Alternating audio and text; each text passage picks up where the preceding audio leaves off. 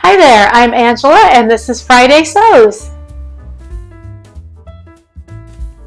Happy Friday everyone.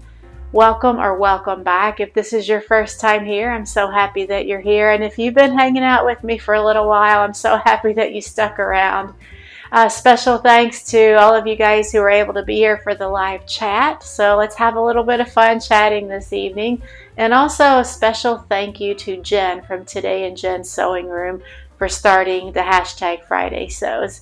So these are videos, as the name implies, that get posted on Fridays, and it's where we catch up on how our week went in the sewing room and in life in general. And I do have a few updates both in the sewing room and in life this week, so this should be a fun little chat. But before we get into that, just a little bit of housekeeping. So some of you may know that I put a poll out on the community page a couple of weeks ago just to see what the best time to do the live chats for Friday Sews is. So since I started doing the live chats, it's been Friday evenings at 7 p.m. Eastern time, just because that seemed to be like a good time, at least for me. Friday evenings at 7, I'm done working, I have a chance to wind down and then sign on to do the chat.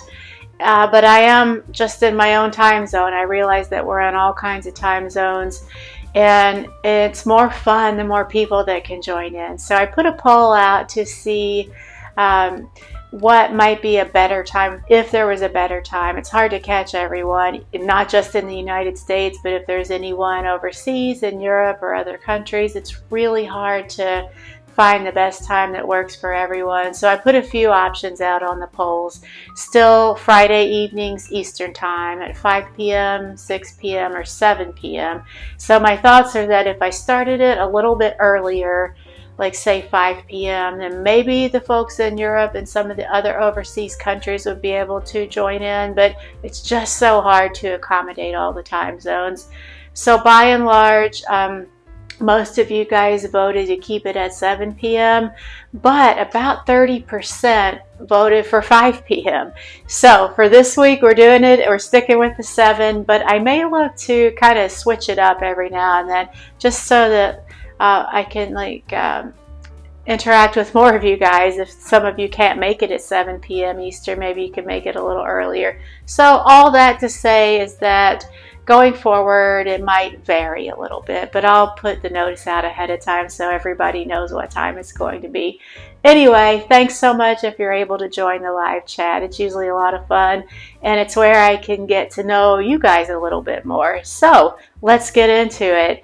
So in my sewing life, I did, since my last Friday sews, I did finish one garment, and it is my Kwik Sew top, which is stuck in my mannequin. So this is a cute little sleeveless top, and it has the cute little dog fabric that I've shown on here a few times. I love this top. It fits really well. Because it is poplin though, you know, it wrinkles.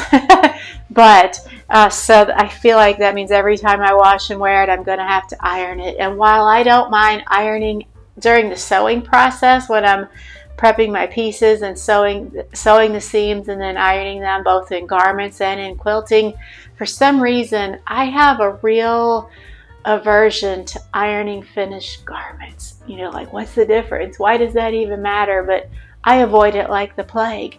So this may or may not get ironed. I may just wear it like crinkly style.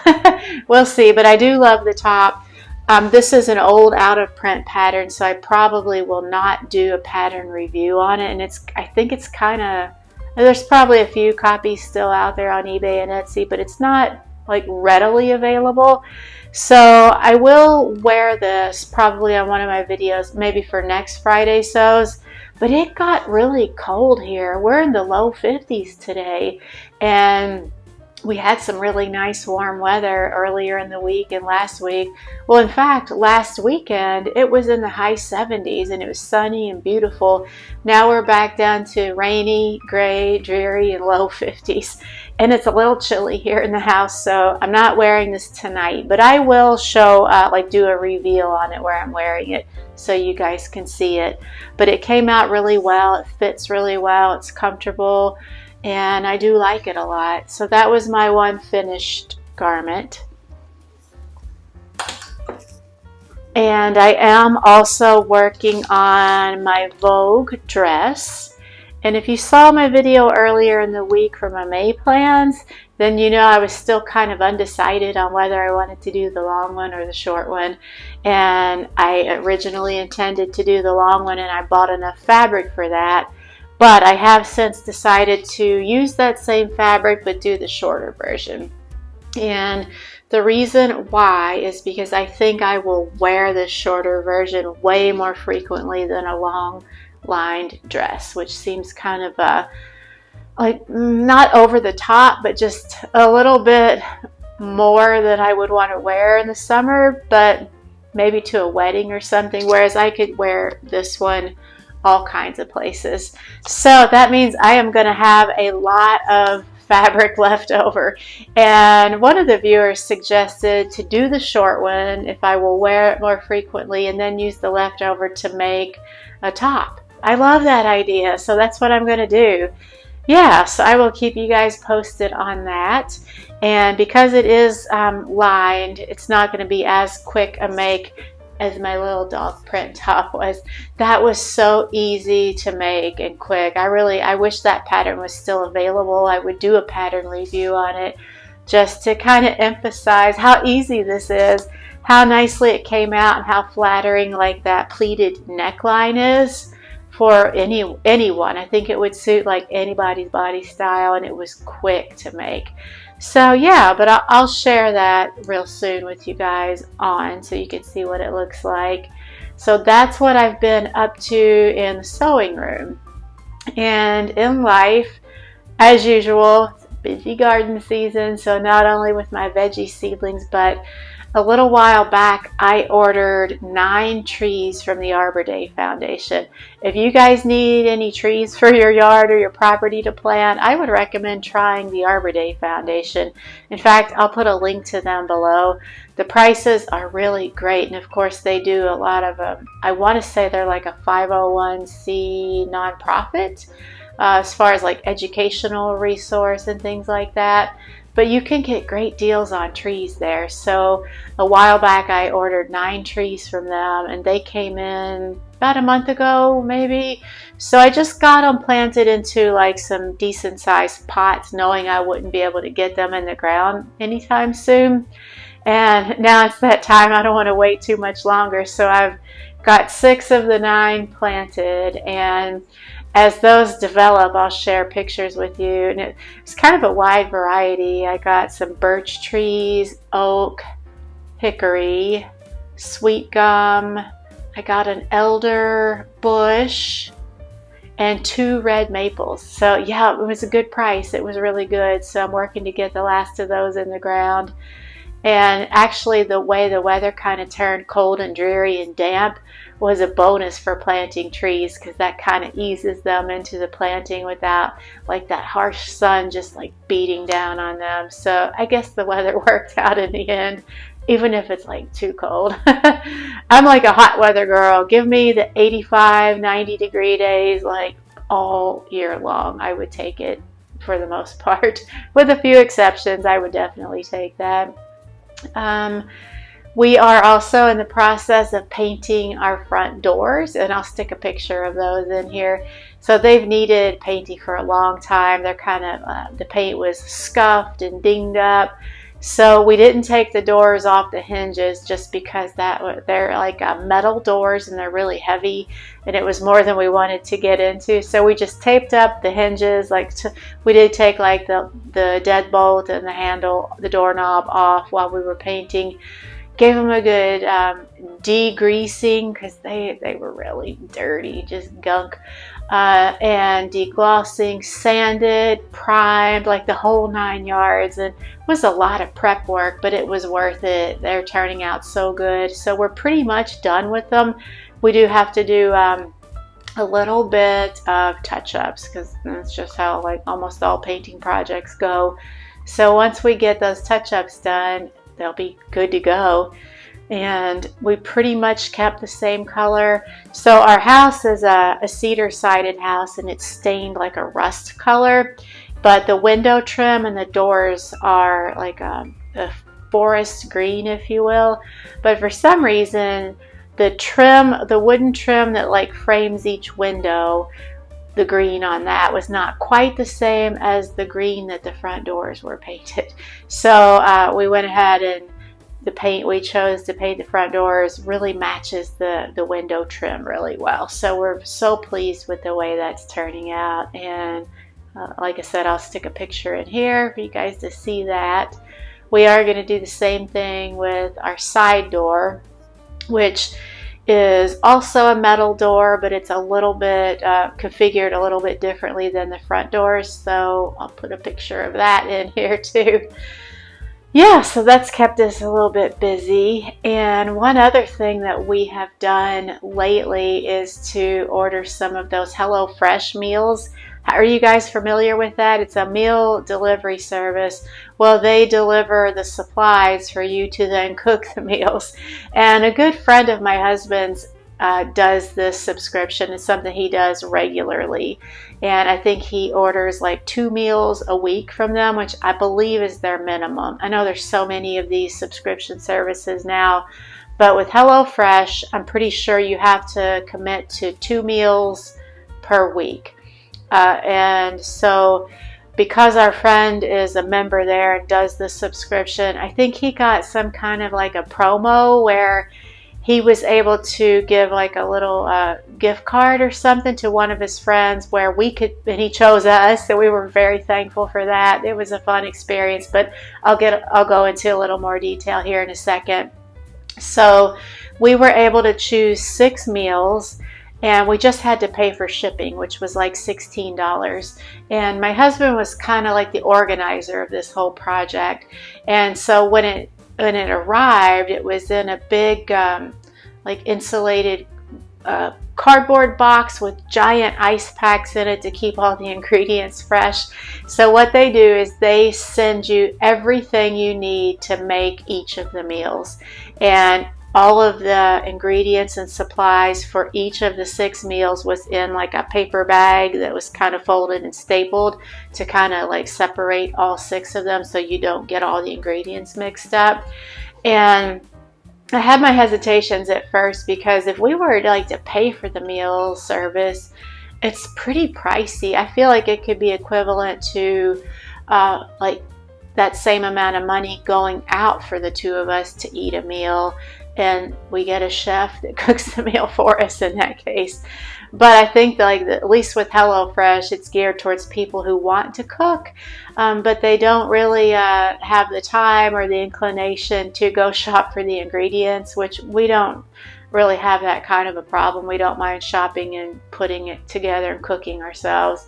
We love cooking together. We don't cook every day, but we do enjoy cooking together. And usually when we do make a meal together, one of us will be kind of like the lead person, and then the other one of us will be the helper, like gathering spices or cleaning up behind the other person. So we kind of got it down to a system over the years. So because of that, making these HelloFresh meals together was fun. We didn't have to measure anything. Like, they give you the exact right amount. You still do have to do like the chopping. Like if a recipe calls for a bell pepper, they'll send you like the whole bell pepper or the whole lemon. So you might have to, cut the bell pepper and chop it, or the onion or what have you. But they send you exactly, perfectly measured out portions for however many people you specified. So for instance, when we did our order, we ordered 6 meals that would feed 2 people. So they give you like exactly enough portions for 2 people. So it was a lot of fun. And my overall like takeaway, like, even though I hesitated to get into this because I thought we don't need to get hooked on another like expensive subscription service, I have to say I was really pleasantly surprised. The meals were delicious. So we still have 1 more that we need to cook. So out of the 5 that we've cooked and eaten, totally delicious, really good. And I would say for most of them, even like the dish ended up being like restaurant grade quality. It was so tasty. But like I mentioned, pricey. So I don't think this is something we're going to do like ongoing. I think what you could do if you wanted to is sign up for the service. And if you want to get like 2 meals a week specified, you could do that. But if there was a week that you didn't want the meals for like time constraints or finances, you would have to actively go in that week and cancel the delivery for each week that you don't want it. So I feel like that's a little bit more than we kind of want to get into, but we are really happy that we tried it just to see how it went. The food was delicious, but they definitely give you exactly enough for a portion. And we each kind of like when the meal was done, like we had eaten the meal and enjoyed it, we're like, we need some more. This food is so good. But they give you what is probably the properly sized adult portion, but it was so tasty, we just like wanted more, but there's no leftovers. It's like exactly enough. So enough about that. It was a fun experience. And other than that, Mother's Day's coming up. Do you guys have plans for Mother's Day? This will be the first time we've done this, I think. We are each going to kind of do our separate things with our own mothers rather than both going to the same place or same event or luncheon or whatever together. So he's hosting his parents and his siblings here at our house, and I am meanwhile going to be traveling back to my hometown to have a brunch with my mom and my brother. So it'll be kind of weird. They don't live too far away. It'll be about an hour's drive for me. So actually we're meeting halfway in between my old hometown and where I live now. So my mom and brother are coming from their town. I'm coming from here. We're going to meet halfway and have brunch or lunch or something like that. I'm hoping that my brother will be able to bring my niece and nephew because I don't get to see them enough. They are 11 and 14, and every time I see them, they look so different and they're so grown up. Like, slow down, you guys. Yeah, so hopefully they'll get to come, and that'll be fun. Yeah, and I guess that leads us into the next thing, which is this week's featured channel. So this week's featured channel is called Katie Makes Stuff, and of course I'll put a link to her channel below. I just found her maybe 2 or 3 weeks ago, and I binge watched her videos. It looks like she's been putting videos out for maybe around 3 months, and last I checked, as of yesterday, she had 13 videos out. And she does a good variety of stuff in her videos. She talks a lot about making clothing and other articles from thrifted finds, bed sheets or what have you, which I find to be really interesting. I enjoy that. I love thrifting. And she has also done some fabric dyeing. She recently dyed a dress that she had made. It was like a pale yellow color. She wasn't sure if she liked the color, and she dyed it this gorgeous, like a purpley fuchsia. It was so beautiful. So she talked all about the dyeing process, which was helpful for any of us who might want to think about dyeing. I don't think she's like a dyeing expert. This might have been like a first or one of the first for her to try as well, but the result was gorgeous, really pretty. She also did a recent video where she hand sewed a long skirt, like completely in entirety. She hand sewed the whole thing, no machine stitching at all, and it came out really well. I love the idea of that because that could be like a take-along project that you could take, like if you have to go somewhere where you will wait for a while, like at a kid's game or a doctor's office or something like that. You could just take your project with you and work on it. I love that. And what I think I love most about her videos is she's just really funny, really funny. She has a good sense of humor, and I often find myself kind of chuckling out loud when I'm watching her videos. So yeah, if you haven't already looked at her videos, I'd suggest you go take a look at her channel. I think that you will like it. She's very funny, and just she does a lot of things that a lot of us other sewing YouTubers don't necessarily go into a whole lot. So yeah, go give her a look. And I think that's about it. I hope that you will tune back in next week when I am going to do a review and an overview of the color analysis that I had done last fall. It was a birthday gift from my husband, the whole the package or the process, and I'm going to do a pretty detailed review of that process and what I thought about the process itself, but also the results and how that is or is not impacting the way that I buy fabric and clothing now, or makeup or anything like that, jewelry, glasses. It was a good experience, but I'll go into all the details on that. So tune back in for that. And other than that, I hope you guys have a good Mother's Day, and I will talk to you next time. Bye.